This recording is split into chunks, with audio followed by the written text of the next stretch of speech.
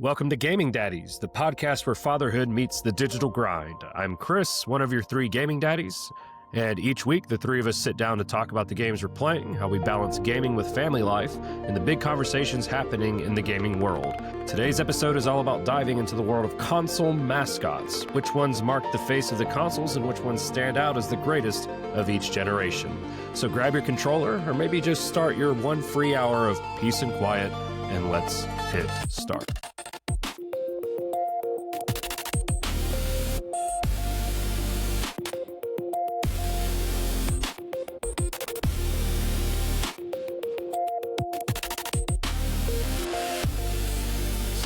Let's get into this. So, what is a mascot to you guys?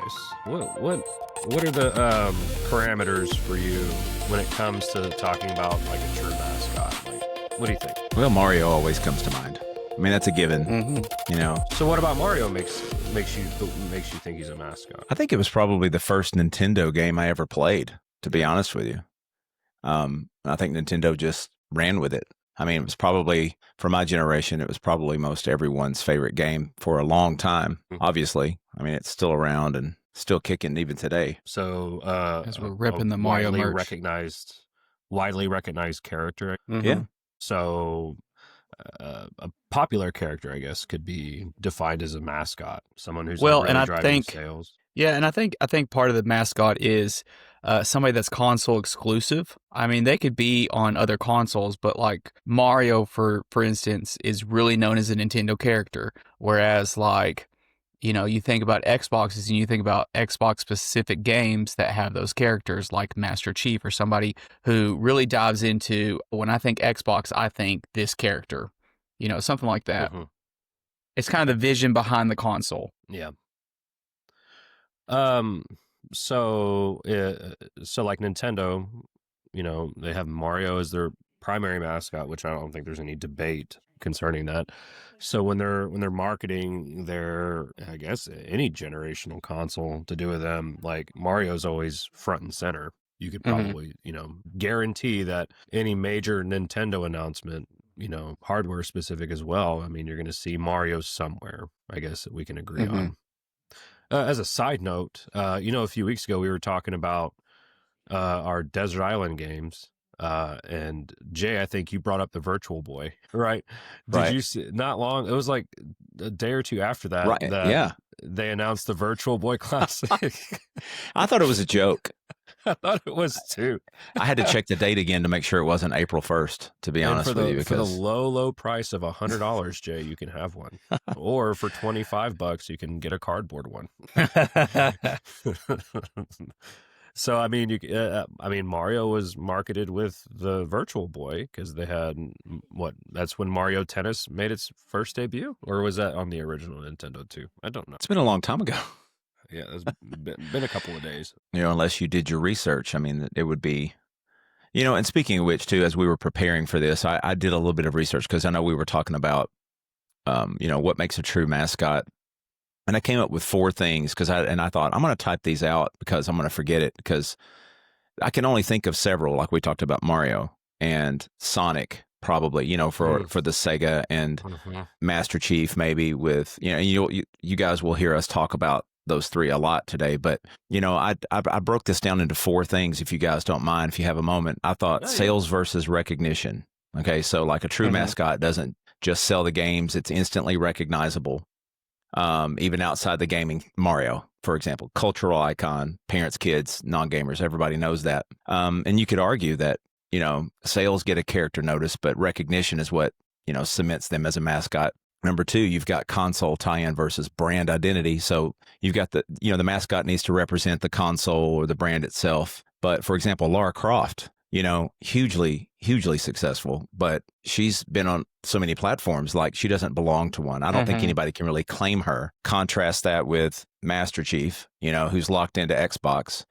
And then you've got popularity versus the staying power. What keeps kicking around? Like, some mascots are shining for a generation or so, but then you've got Crash Bandicoot and Spyro, while, you know, others stick around for decades, like forever, Mario and Sonic. So longevity with that kind of thing. And then then you've got the emotional and the cultural connections. Mascots, the fans need to feel that they embody the spirit of the console. So Sonic represented Sega's attitude. I loved Sonic back in the 90s. I mean, that was the coolest thing ever. It was always Sonic versus Mario.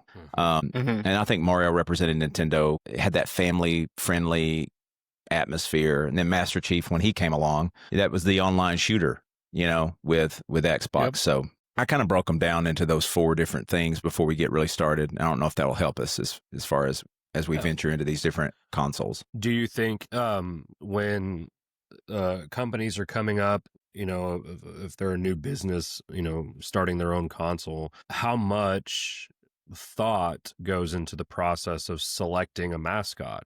Like, is it predetermined? Was Mario predetermined to serve as Nintendo's mascot and they decided to go with it? Or on the other side of the coin, does the mascot start to, show themselves through the console's life cycle? And they're like, okay, so this particular character is really, helping us out a lot. So we're going to run with him. And that's our poster boy, so I don't know. Yeah, I definitely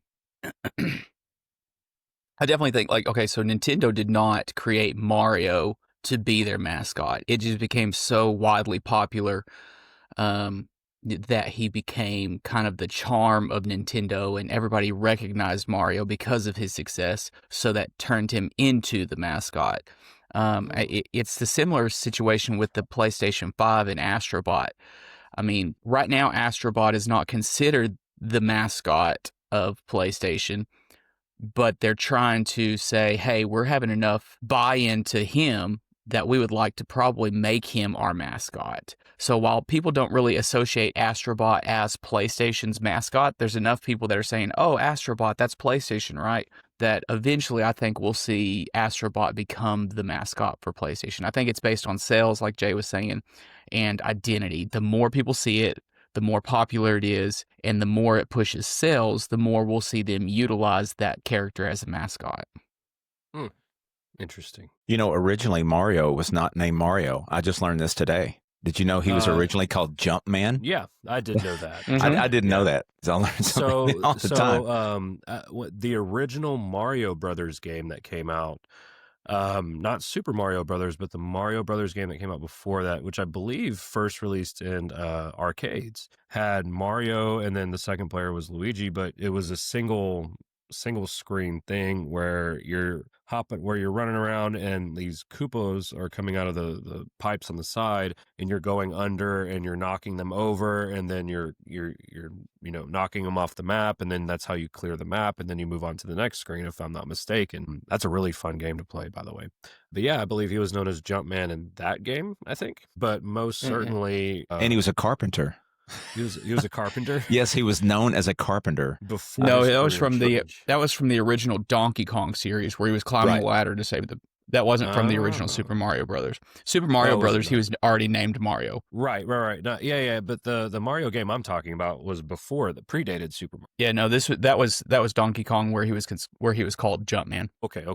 I'm and I wonder sometimes, did they think that Donkey Kong was going to become the character, because it's the name of that's the name of the game, and then ended up everybody gravitated towards, I guess, the player that you play, which would be Mario. Oh, that's cool how that happened. Yeah. All right. Yeah. Interesting. So let's just dive right on in. We'll start far back with Atari. With our console mascots. So we have listed here Pac-Man, Pitfall Harry, and Centipede and the Asteroid Ship. So let's get us some Atari action. So and I was thinking about this earlier. I didn't bring it up in any of our conversations, but would you consider? I know arcades aren't consoles, but would you think that maybe the arcades had like a mascot, like arcade games or arcade locations? Arcades and like arcade games in general? Was there like a mascot or mascots that really just like sold like people to play arcades, that were like the poster child for that? I know. I mean, I can vouch for this. Back in the 80s, and I was still pretty young even back then, but going to an arcade or something like that, it felt like Pac-Man was everywhere. Mhm. Also, Missile Command was everywhere. With with that roller ball, that you would roll around, and that is something else too, for its time. It was, there was no joystick to use or anything like that. So, and then Space Invaders, that's one that a lot of people forget about. I remember seeing those scary looking things. It was frightening for those things to get closer and closer to you. But I guess because there were so many arcade games back in the 80s. I just don't see how you could really. Pac-Man. Yeah, Pac-Man. They had Miss Pac-Man, and I don't know how many Pac-Man games they had, but I remember those two, and everybody played that game. Even into the mid 80s, I felt like there was always a crowd around that game. There would be a crowd around the new thing, and then there would be a crowd around the Pac-Man games, because I think it became a high score game. Everybody wanted to get the high. You wanted to get your initials in on the high score. So. You probably can't really say that. Okay. Atari. A lot of people, they think that Atari made all the arcade games, from the 80s. That was what Atari was known for. And like I looked it up, Pac-Man wasn't originally Atari to begin with anyway. It's just that they branded it later, when the consoles came out. Our Atari mascots. We just talked about Pac-Man. Everybody knows Pac-Man. Even people who aren't really gamers or that play anything. If you tell them, hey, if you say Pac-Man, they're like, oh yeah, I know. Everybody knows. Waka Waka, yeah. So when they started porting Pac-Man at Atari, that obviously helped and probably drove a lot of sales for the console boom in the 80s. And then Pitfall Harry, I never really thought about Pitfall Harry from Pitfall, so. Oh, I did. Even when we were talking about the game, Jay was like, and the Atari, and I was like, you're talking about Pong and Pitfall. Those are the two things like that come to my mind. So Pitfall fans in our podcast. I never played Pitfall, I don't think I did. It was so great. One that I would, if I could slam my fist into the screen, Pitfall Harry would have been one of them. Would have been it. Because it was one that you didn't have a save game. It was where you went back to the beginning if you lost all your lives. A lot of games were like that. Lots of frustration.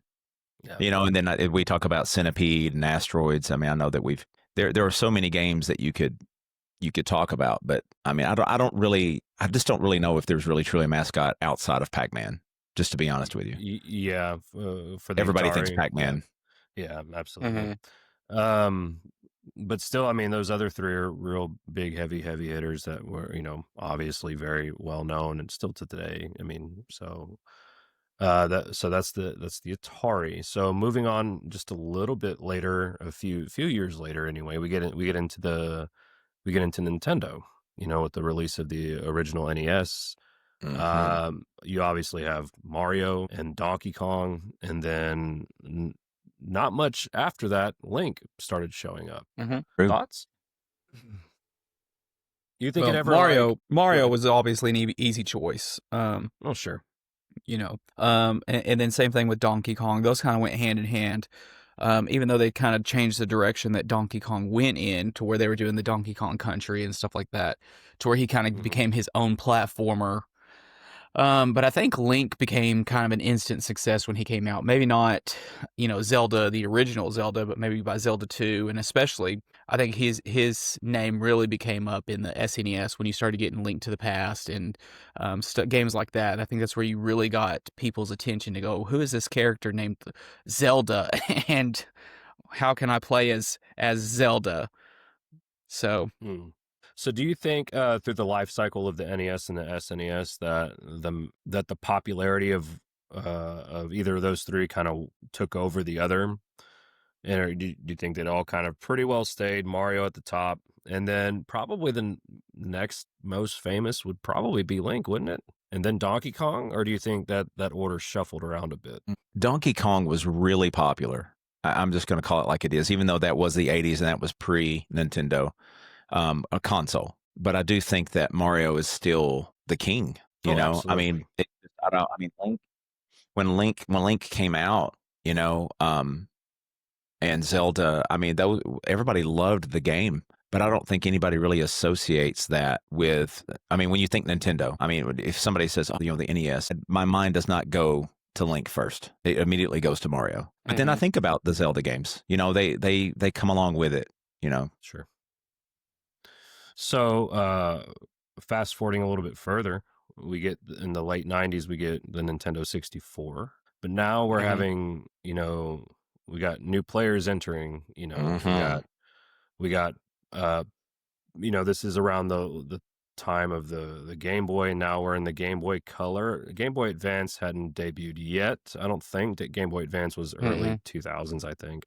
But Game Boy Color, and you're getting a mega franchise in the Pokemon series. So now you have Pikachu, and you have Fox McCloud, who admittedly did not start on Nintendo 64, started on the Super Nintendo with Star Fox. And then for those of you that own the SNES Classic, you got the unreleased Star Fox 2 that came prepackaged into that too. But Fox McCloud really started getting more popular, I think, once Star Fox 64 released on the Nintendo 64. But then you have, Super Mario 64, then you start getting into these collaborative games like Smash Brothers and all that. So do you think Mario started having some stiff competition when that platform launched? I'm going to say sadly, I would no. say no. No, don't think so. But I will say I played a lot of Star Fox on the Nintendo 64. Star Fox was fun. All the time. That was such a fun game.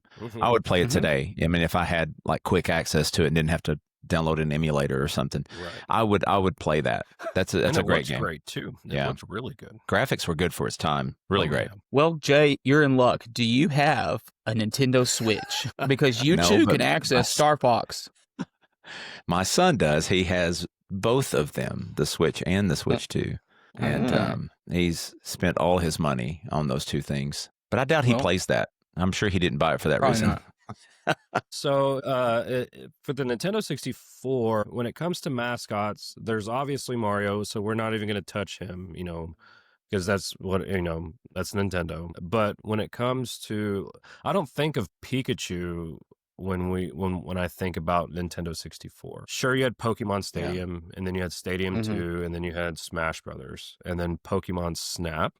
But if there was ever a close second to Mario, it would be Banjo-Kazooie. When I think of Nintendo 64, I think of him, but I also think of Banjo-Kazooie as a secondary mascot to that platform. And like I'd mentioned this before, but when I got mine, it was prepackaged with the first game. And platformer, really well made game, really fun game to play. And then Tui came out a year or two after that. So I don't know if there would be any other representation on that on the 64 or not.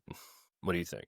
Well, with Banjo-Kazooie, I think it was very late in the series of 64, and so there wasn't as much draw on Banjo-Kazooie. I don't think Banjo-Kazooie became as big until its return during the Rare replay when the Xbox 360 pushed that out, and they did the whole remaster of all those games. I think that's when everybody started going, what is this Banjo-Kazooie game?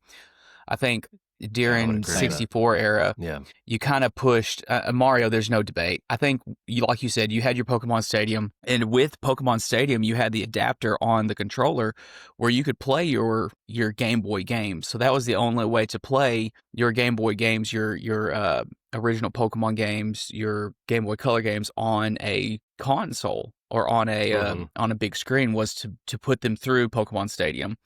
And then, like you said, Pokemon Snap. Would I consider him a mascot of the N64? No. I still think that you've got your Zelda, Majora's Mask and the Ocarina of Time. I think those are a lot bigger games than any of the Pokemon games were. Yeah, but I think Banjo-Kazooie would not have been a close contender during the N64 time frame. I think he would have been when you way compare later. him. Not when you compare him to like Mario, and then of course Link and Zelda's that series became massively popular when when the 64 was live there. But I mean, we're not changing anything like ranking wise as far as the transition from NES to 64. You still have Mario that sits at the top, who I think will remain at the top through the entirety of Nintendo's life. And then you have Zelda right after that, and then everybody else is just kind of fighting for the participation trophy, I guess. Yeah, pretty much. Right. Yeah. You know it's really what the third ranking, it's Mario first, obviously, you know, and then Zelda, Link/Zelda, and then whatever that third one is. Miscongeniality, as it were. Yep. Okay, so that the tracks. So moving on into the GameCube, Wii, and Switch era as we kind of head through and blaze through the 2000s, 2010s, and to the present day. Your top two aren't changing.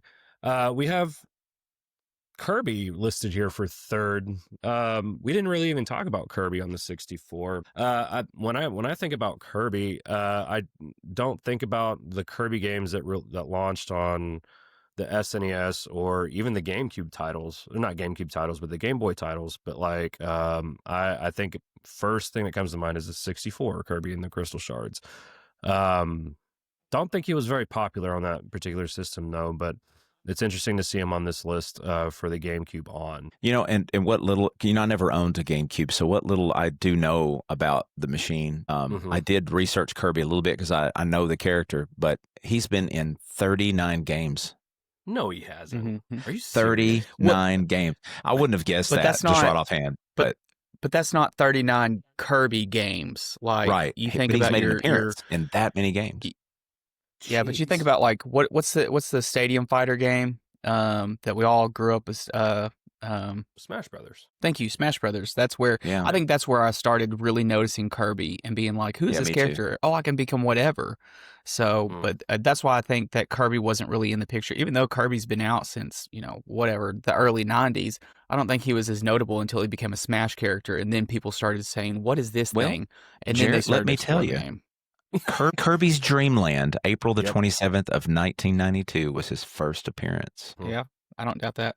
Those are great games too. I mean, those old Game Boy titles, and those play pretty well. Yep, I thought they were fun, but gosh, 39 games, right?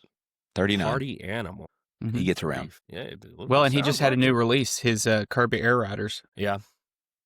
That's their. That's like the Mario Kart version of Kirby, isn't it? Isn't that what Air Riders is? Kirby and the Forgotten Lands is a really, really good game. We had got that for the Switch when it came out. I was like, okay, this shouldn't be too bad. Kirby games are generally not known for being challenging.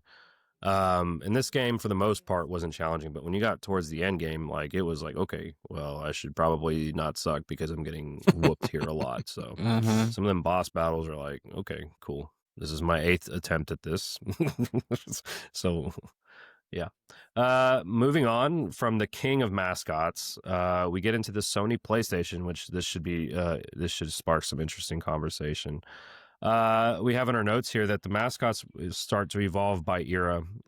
So let's just start with the PlayStation 1. Who are we thinking is our mascot? Well, I don't think there's a question with the first two. I think Crash and Spyro were basically, when you think PS1, they were the poster children. I mean, they were even on their box arts when selling them. But I mean, so do you think the popularity of Crash and Spyro eclipsed that of Cloud from Final Fantasy VII? Yes. Now, do I still think Cloud is a very recognizable name from the PlayStation 1 era? Absolutely, obviously, because it's my favorite Final Fantasy game.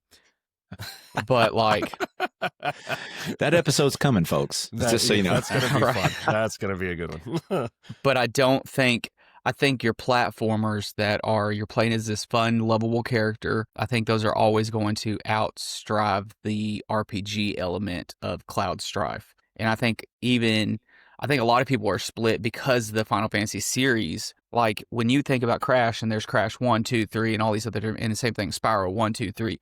It was always Spyro, but like you think Cloud Strife, he's only in one Final Fantasy game, and then he comes back for Kingdom Hearts. But like, it's if somebody has a favorite Final Fantasy game and it's not Final Fantasy VII, then they don't know who Cloud Strife is, or they just prefer a different character over Cloud Strife. It's interesting that So it's hard to argue with the Crash and Spyro thing, and we see Cloud on our list, but it's also interesting that we don't see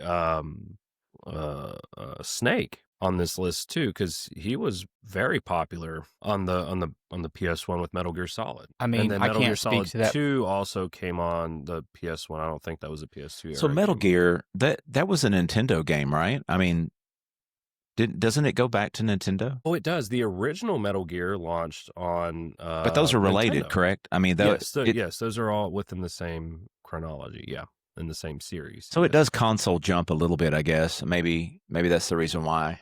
I think that's very lesser known, though. I don't think a whole lot of people know that the original Metal Gear series started on the Nintendo with Metal Gear, and then Metal Gear 2, I think, was on another Nintendo platform, and then we got actual Metal Gear Solid on the Great PS1. game, that one. Yeah, that's a fun game too. And then Sons of Liberty, I believe, was on PS1. I don't think that launched on. I don't think that started on PS2. I think that was a PS1 game too as well.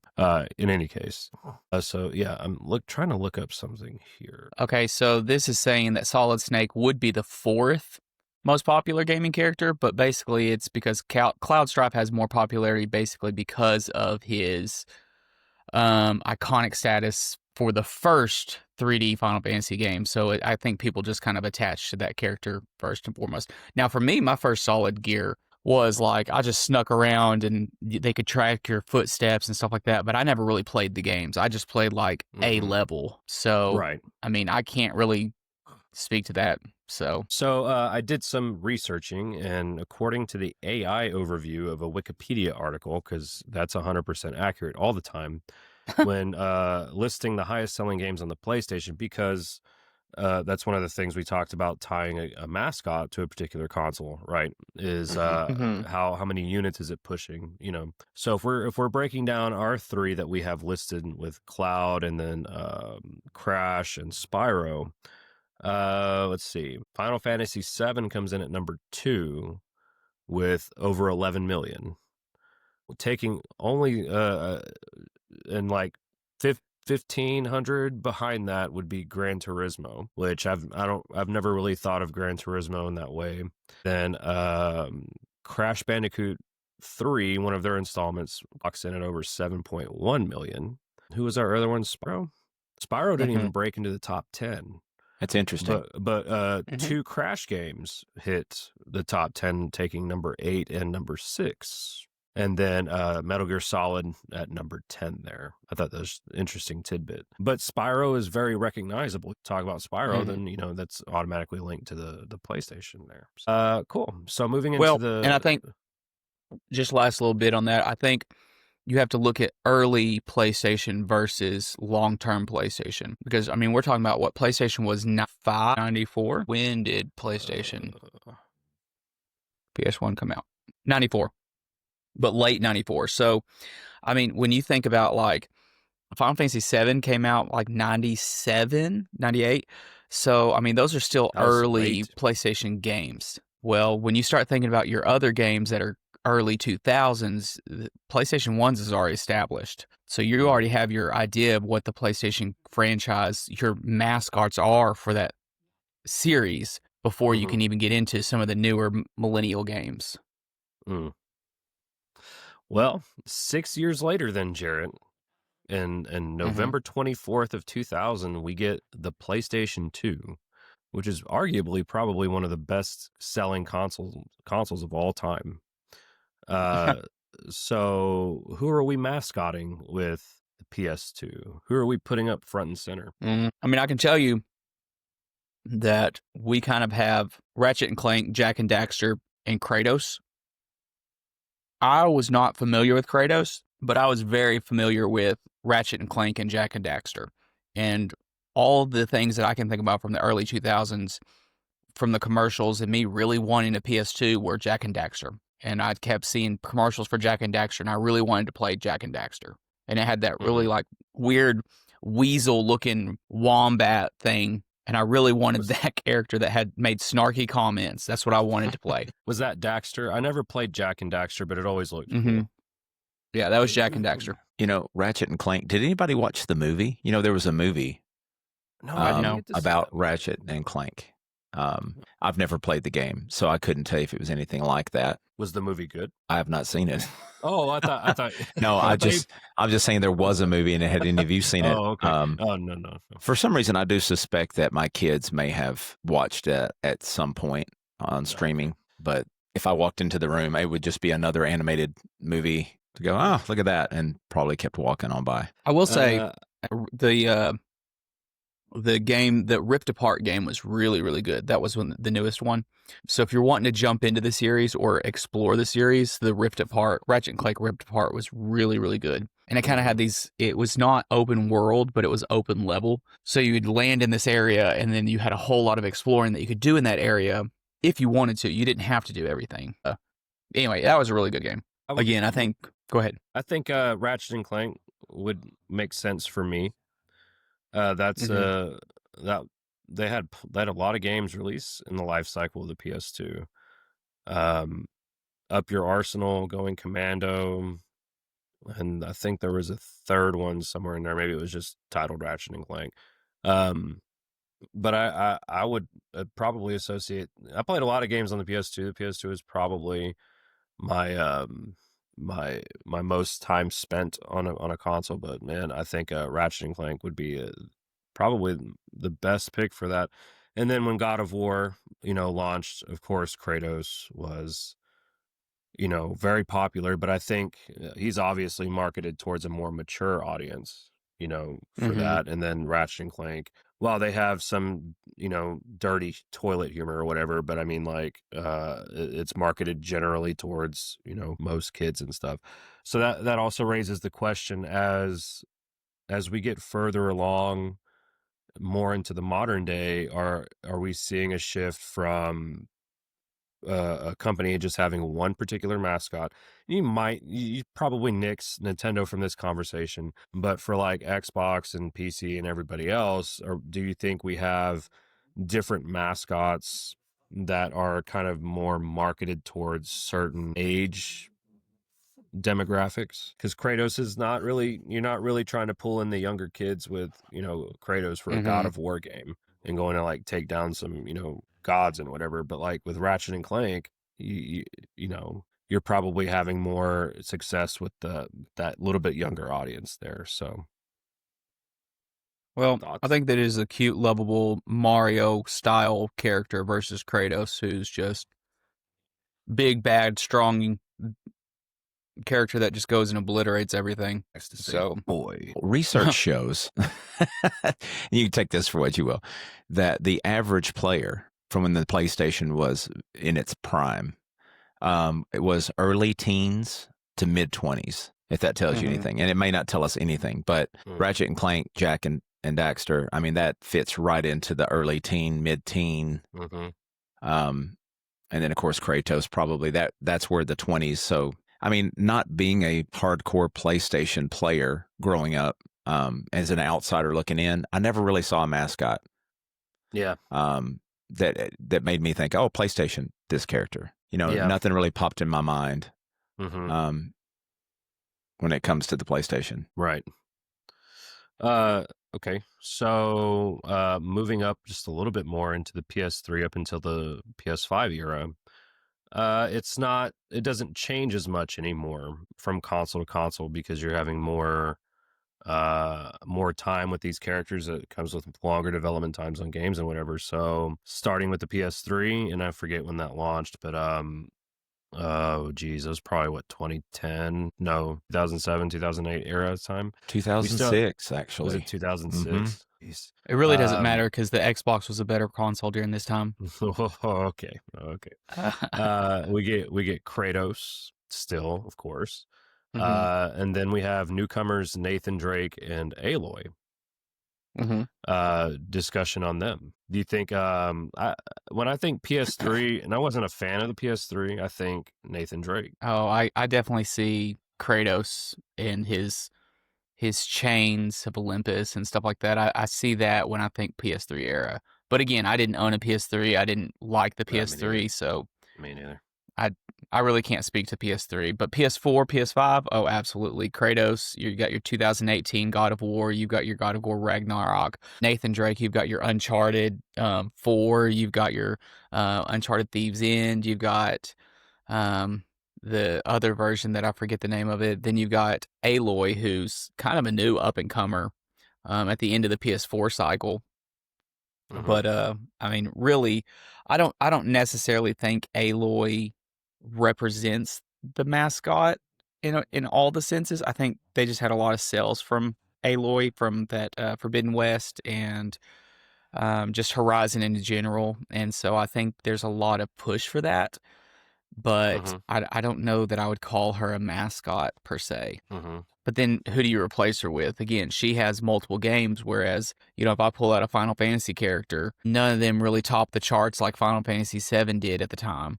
So Sure. they don't really have the same connection that Mhm. we saw with PS1 era.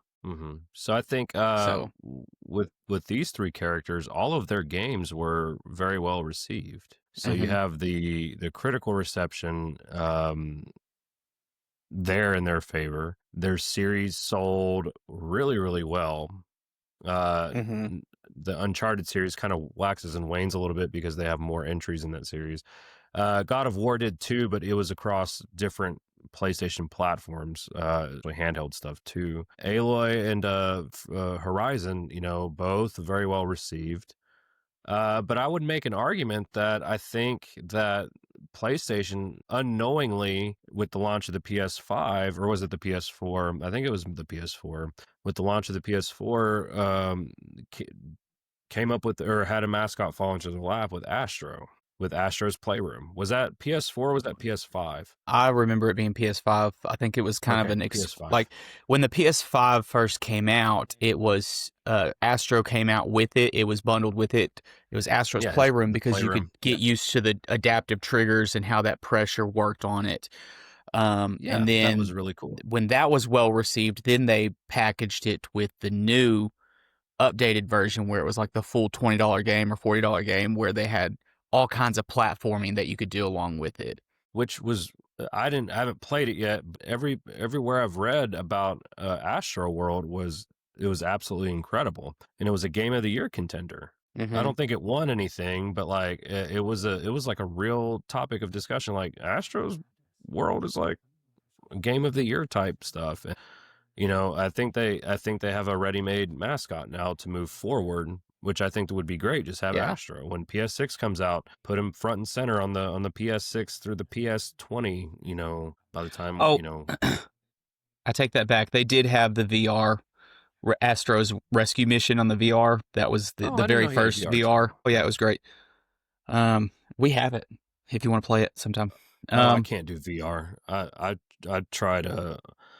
I tried a 3D game, and I about threw up everywhere. I can't even play Yeah. Minecraft because something about the graphics of Minecraft, with the blockiness of everything, just gives me motion sickness. Mhm. It's bad, and not to Well, there you mention I go. see those Facebook reels of people playing PSVR, and like they get a little Mhm. too into it, and then they like crash into like the wall or something. It's pretty hilarious. But yeah, so those are interesting journey for Sony. Let's Which head into more, huh? I was gonna say we're gonna end up running out of time. We might want to go ahead and kind of fly through Yeah, these last ones a little quicker. let's go through Xbox. And Jay can really just kind of drop some knowledge since he was an Xbox person. I don't know about all that, but when it comes to the Xbox, I mean, any of the series, whether it's the OG or all the way through the XS series, Master Chief is, he's the face of Xbox, but also Microsoft at the time. It felt like Cortana. They migrated all of her voice technology into like the Windows user interface and everything. Like, I mean, it's a no-brainer for me. Master Chief. I guess some could argue Marcus Phoenix. From Gears. But I mean, I know there's others. We've got a list here, a few things like Blinks the Time Sweeper and what's it?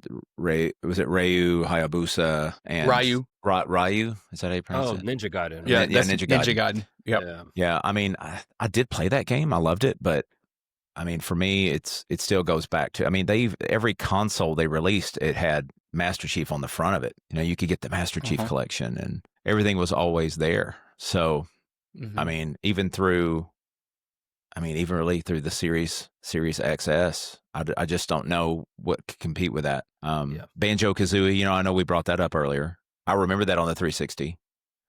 But when I think Xbox, you know, Master Chief's face is right there. It's like Mario. Yep.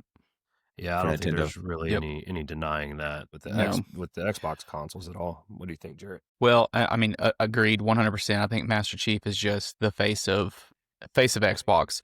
But then I do think it's very interesting. You know, you look at this Marcus Phoenix, and I don't really think of Marcus Phoenix, the individual, as much as I just think the Gears franchise as a whole. I think Gears also started pushing it, but again, that's way in the shadow of Master Chief and the Halo series. So, Well, it's almost like Mario and Zelda. You know, those two follow each other, just like they do for Xbox. Interesting. So okay, so moving. Yeah. Yeah, so not much contention there with the Xbox side of things. Sega, I think that's obvious. Sonic all day long. I don't think that changed at all during its life cycle of producing consoles. Toe Jam and Earl, I liked seeing on this list for the Genesis and Mega Drive. Yes, I played that game so much. Was it good? I've been considering picking it up. Well, I don't know. I mean, because we're so used to the way things are now, the graphics and the gameplay. It is such a funny game. Really? I mean, these two guys, I mean, they look like they're from the streets, you know, and yeah, all I can say is it's one of those. I mean, they're aliens or something like that, right? I never really did a lot of a deep dive on, and they're trying to fit into the world, right? Yeah. Right. It's been so long, but when we talked about we said we were going to be talking about the Genesis, I thought Sonic for sure, and then Toe Jam and Earl. That's amazing. Good stuff. And then Beavis and Butthead right after that, because they had a masterpiece. They of the game did on the Sega Genesis. So stupid. So there it was. And then moving on to PC, because I think this is an interesting conversation too. Does PC have a mascot when it comes to gaming? I personally don't think it does, and I'll speak very briefly on this because the PC era is so vast. I mean, we could go all the way back to the late 70s, early 80s, all the way till now, and it's almost generational. I mean, because Mario made an appearance there too. You know, I mean, it's all of the games that we know and love on the console have been ported to the PC in some form or fashion. So I do think that it's just, you know, I know that Gordon Freeman from Half-Life, that was one of the most memorable games I've ever owned that Jessica bought me when we first started dating, and she probably regrettably gave that game to me because I played it nonstop and the sequels that followed. And of course, if you back it on up, you know, with Doom, the Doom guy, and what else was it? Castle Wolfenstein 3D or whatever the first one was. Wolfenstein 3D. Yeah, I don't really remember much else other than maybe Unreal Tournament. Yeah. But I wouldn't say that's not really a mascot. I mean, the first two, Gordon Freeman. I mean, I do think that rises to the top, but I wouldn't say he was the mascot. That's very interesting. Yeah. It's cool. So moving on to handhelds, because I know we're kind of running short on time. We start with the Game Boy DS and 3DS and everything that released in between with the Nintendo. So I want to posit this question to y'all. When it comes to the console for Nintendo, it's no question it's Mario. But I would argue that when it comes to Nintendo handhelds, that the mascot title could easily be given to the Pokemon franchise. Yeah, I agree with that. Like Pikachu, easy. I think those are the things that series is really what drove sales for all of our Nintendo handhelds, even up until now. Yeah. Well, and then you also have a switch from console gaming to handheld gaming, and the access to handheld gaming and the mobility of handheld gaming. I think you also you have a generational shift of, you know, Mario started with, you know, Donkey Kong looking at arcade games, that kind of that era of gaming, that late 80s, early 90s. And then you get Pokemon comes out in 94, 95, and they take over the younger generation, my generation, our generation, Chris. Yeah. I attached to Pokemon before I attached to Mario. So I think it was just a wider pickup and more momentum for the younger age. So I think Mario was kind of let's get it over to these consoles. I don't think it was as much as, the NES and SNES, where he was pretty stable as the mascot. Right. And that's not to say that, Mario as a franchise suffered when they started with their handheld consoles, because Mario had plenty of games on the handheld consoles that are amazing to play and, really, really, really well done. But I think the popularity of Pokemon and Pikachu and things like that, again, with the generational stuff, I think that's what really drove it to the top. And then we get into other handhelds like the PSP and the Vita, which I didn't really play on those handhelds. I played on the PSP just a little bit, but we have, Daxter, and I see in our notes we have Sackboy, and I don't know who Cat is, but Sackboy, it's funny it didn't come up in conversation with the PS3, because that's when Little Big Planet was really popular. Are you asking why he wasn't in the conversation during that time frame? Well, no, I was just pointing that out because PS3 era, Little Big Planet was a big game, and that's when he started. And then they had 2 more sequels after that. And I think he had his own game, and maybe that was the one thing that came out on the PSP or the Vita. But your initial thoughts on what the popular stuff that was on PSP and Vita. Well, for me, PSP was a chance to just play other titles. The biggest title I think that I remember that I wanted to play was Final Fantasy Crisis Core, because it was only available on PSP. So that was really the reason I had a PSP. I never really played the Vita. Cat is from Gravity Rush, which was just a widely popular Vita game, which you can play it on PlayStation Plus. And I'm like you, Chris. I get motion sickness, so I can't play that game. My center of gravity gets completely jacked up. But I think Sackboy, I think he's part of the conversation. I just don't think he was as widely popular as Kratos and them. Sure. I think he would be kind of the same discussion we had with Solid Snake. I think he's up there, but he just isn't. He wouldn't be the top one for the PSP Vita era.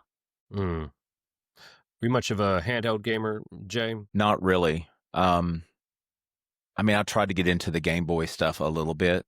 I think particularly the 3DS. Hayden, we got him a 3DS for his birthday back when it was really popular, and he would let me play it every once in a while.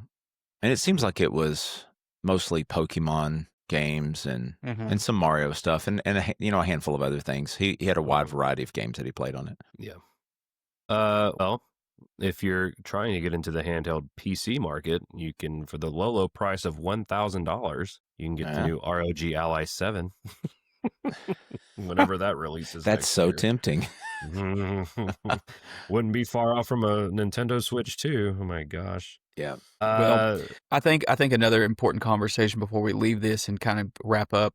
I think it's interesting that when we look at Game Boy, DS, 3DS, especially when you're looking at the 3DS and DS, why is Link not on the top charts? Because he had all those like Phantom Hourglass and the Train game, and he had and he had what's the goose hat thing that he had? Minish Cap. Yeah, Minish Cap. Those were all, and then those were really popular games, but I find it interesting that he didn't even make the top 3.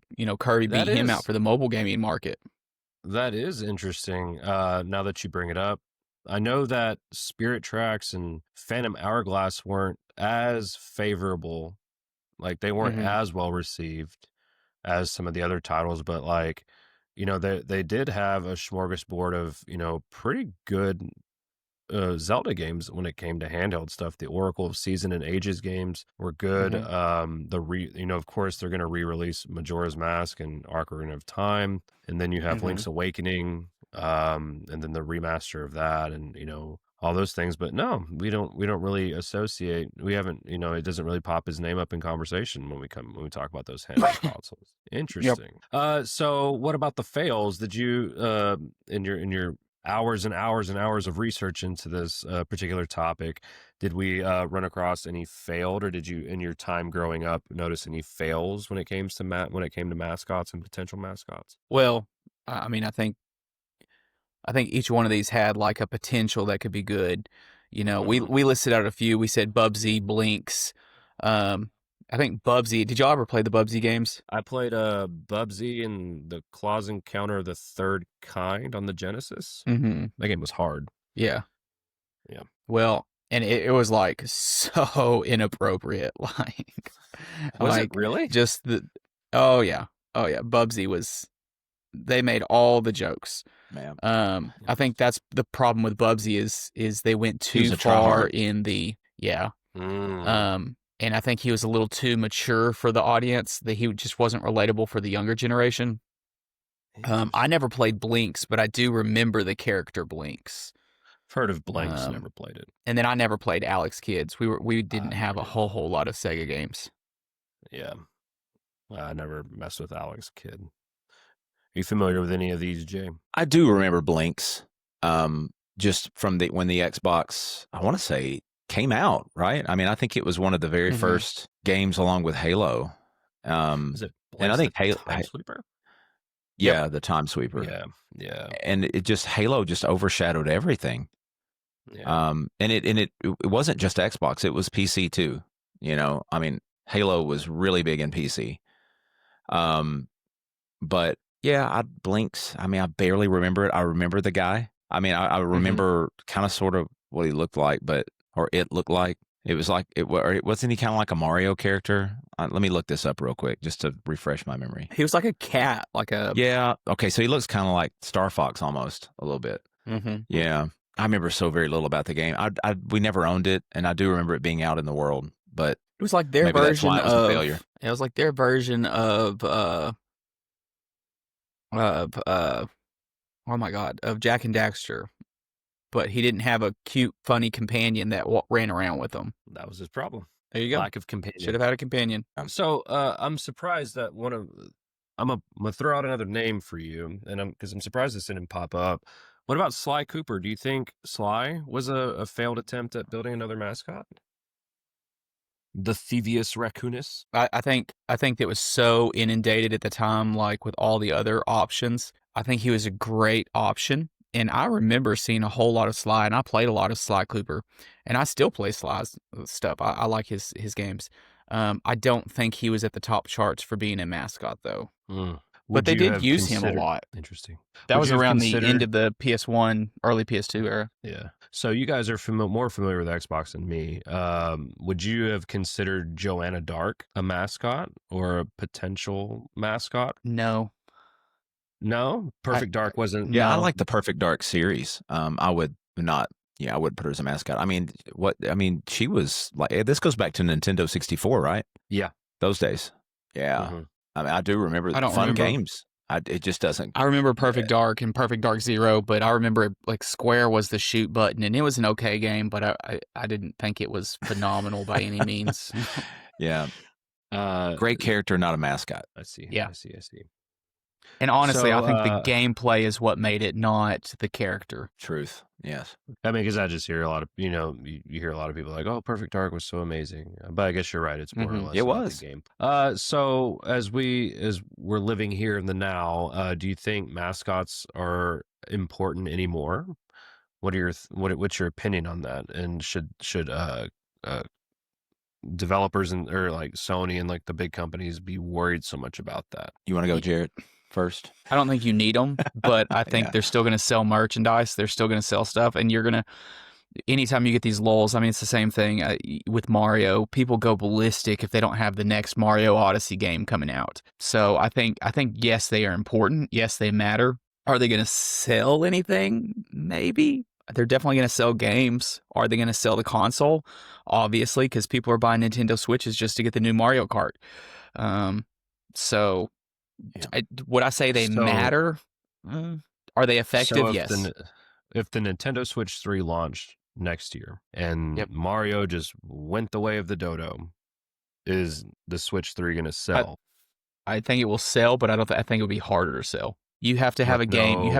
It's the with no same Mario debate that game you're having coming with out. the console. The console wars are all about your single titles, your what does Xbox have that PlayStation doesn't? What does PlayStation have that Xbox doesn't? What does Nintendo have that they're not giving anybody else? Why should I buy a Nintendo Switch? If I have $1,000, what console am I going to buy? I'm going to buy this console because of this character or because of this gaming franchise. So I think it really does come down to the games that you can get. So Well, it's funny you bring that up because you could buy a Nintendo Switch 2 in December and get the new Metroid Prime 4 Beyond, so you can ride around in the blank desert on a bike named Viola. Yeah, have you seen that direct? Mm-mm. But yeah, so they showed off gameplay footage for Metroid Prime 4 for Beyond, and it's not looking great. It's not looking great. And you get a bike. You get to ride a bike, a motorcycle, and its name is Viola. So well, there you go. I probably will not be playing that game. Consoles. Get to ride around in the desert. I love me some Metroid, and when you talk about that, and my ears perked up. I'm like, oh, because I didn't know anything about that coming out. I guess I need to do more research. But then you started telling me about driving through the desert. I thought, oh, that's not what I think of when I think Metroid. Yeah. So and that's also another interesting name that didn't pop up when we're discussing, NES and SNES. While we're not going to touch the first 3 spots, we didn't talk about Samus. Yeah. I actually had that on my list to talk about, and we glazed right over it when we got to PlayStation. And I thought, because the Metroid universe, I mean, I love all the early Metroid games. And Samus was, I mean, she's killer. Awesome. Yeah. It's almost like Joanna Dark, though. I mean, I don't think Metroid when I think Nintendo, though. When we're talking about mascots, if we're talking about gameplay, or if we're going to get into something more detailed than just the mascot or how the mascot is as a character itself, then I might broaden the brush strokes a little bit for who I can capture, but I don't know. I mean, I also think of Last of Us and Spider-Man, even though I never had a PlayStation. I think those were 2 great games, but not Mascot. I mean, I don't think Spider-Man, when I think, and everybody still talks about Spider-Man on the PlayStation. Yeah.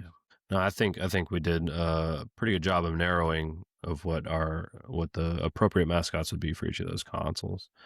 So yeah, I as far as my take on modern era, if mascots even matter, I really do think they do.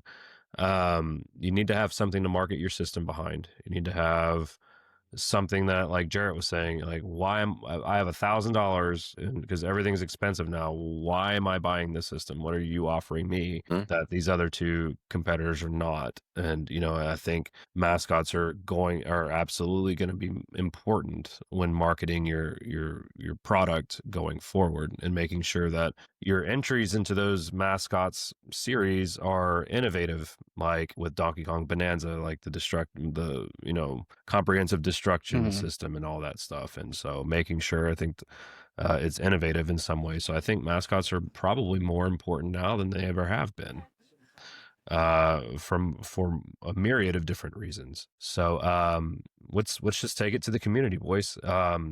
So listeners, watchers, viewers, if you could swap mascots between consoles, who would you trade and why? Imagine Sonic leading PlayStation or Crash Bandicoot on Nintendo. Quick takes on that? I could see it. You could see it. I know that's funny, but I could see Sonic on the PlayStation. I could that's totally weird see just that. to say that sentence. I know, right? It doesn't make any sense.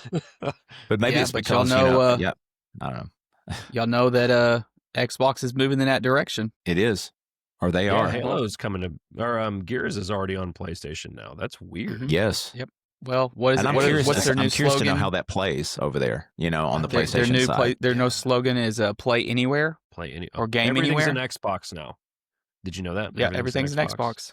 So your refrigerator's an Xbox. Ugh, don't even remind me. Oh my! Did you see those old commercials where they were selling the Skyrim, and like there was a big joke about it, and they had like, how Samsung had the TVs and on the TV screen on the fridge, and they were like, Skyrim, the next release coming to fridges near you, and somebody standing at the fridge playing Skyrim. Have you ever seen what people are modding Doom onto? Like, you can play Doom on this now, and like somebody made it possible to play Doom on a like a Tamagotchi or something like that. Like it's Oh, just of like all course. these stupid, ridiculous ways you can play the OG PC Doom, like the you know, the very OG first one. You should go and look that up if you haven't. It's just wild to see what they have. Speaking Yeah, of but everything- Tamagotchi, though, my brother got me the Darth Vader Tamagotchi. And so, like, you actually raise Anakin into Darth Vader, and you go through the different stages of his his Darth Vader. do you So have if to you cut if you his don't legs feed off? them properly, he turns. Is that how it happens? I don't know yet. I'm turns too good. afraid to Oh, kill he turns him. good. Turns You raise him up to be Luke or something. That's what it is. Anakin the becomes final Luke. That's how that works. The final step, you have to cut his legs off and yell at your Oh, Tamagotchi my that you gosh. have the high ground. And that's when we turn to the dark side, everyone. That's amazing. All right. Well, let's go ahead and wrap up. Any closing remarks today, guys? Go and play all of these systems and experience these mascots. Find a way to do it. Yeah. You may not be able to afford to buy all those systems, but find a way to do it. Don't. Well, you know they pirate have things. Now, hold on. They are open source games. You can get them from ROMs as long as they're open sourced. So All right, you let's go steal ahead and the wrap up. ICs. Yeah. Yes. One could only hope. R. That's awesome.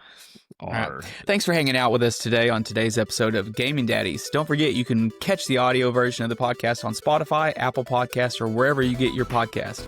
And if you want the full video version, head over to youtube.com/gamingdaddies and join the fun. If you'd like to support the show and help us take it to the next level, consider joining our Patreon at patreon.com/gamingdaddies. Big shout out to our amazing supporter, Sean Donahue, who just joined us on the toddler tier, making sure that we get some new upgrades. Thank you, Sean. As we've got Sean is the man. we got Chris a new mic. So Yeah. anyway, that's right. you all keep us going, and we couldn't do it without you. So until next time, this has been Gaming Daddies, and we'll see you in the game. Yes. Bye, guys. Peace out.